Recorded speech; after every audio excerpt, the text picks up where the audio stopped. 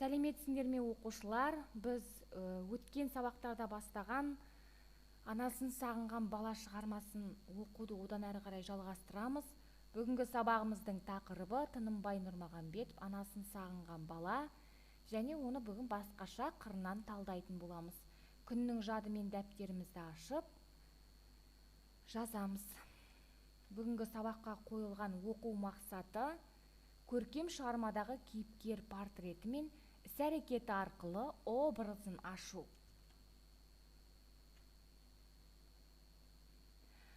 Өткен сабақтағы білімімізді еске түсіру үшін сіздерге мынадай сұрақтар қоятын боламын, жақсылап ойланамыз.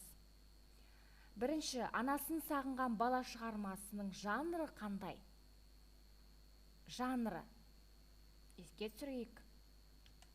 Екіншіден, анасын сағынған бала шығармасының кейіпкерлері кімдер?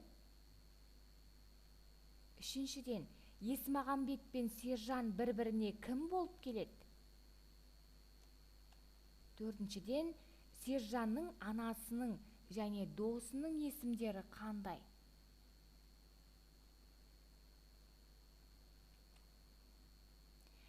Егер осы сұрақтарды еске түсіріп жауап жазып болсақ, сіздерге мынадай тапсырма ойлануға.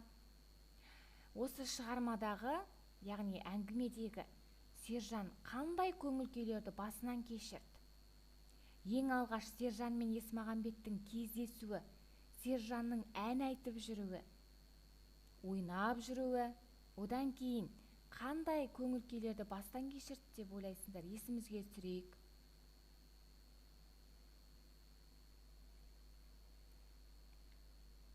Сағынды. Кімді сағынды? Алыста жұмыс істеп жүрген анасын сағынды. Жылады. Неге жылады деп ойлайсыңдар?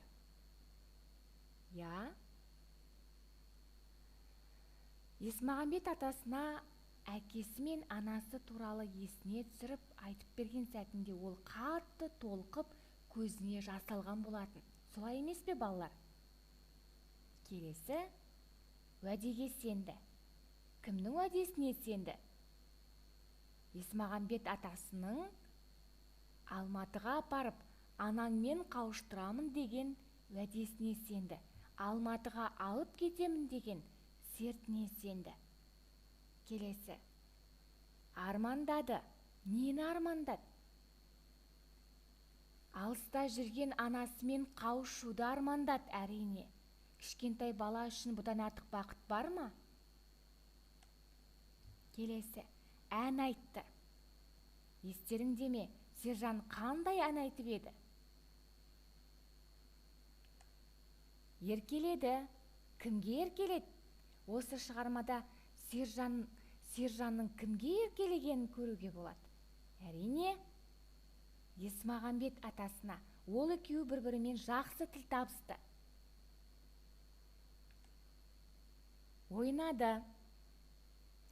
Жарайды, шығарманың бөліктерін есімізге түсіріп болған болсақ, Сержанның мінез құлқына талдау жасайық. Бізде қазір кейіпкер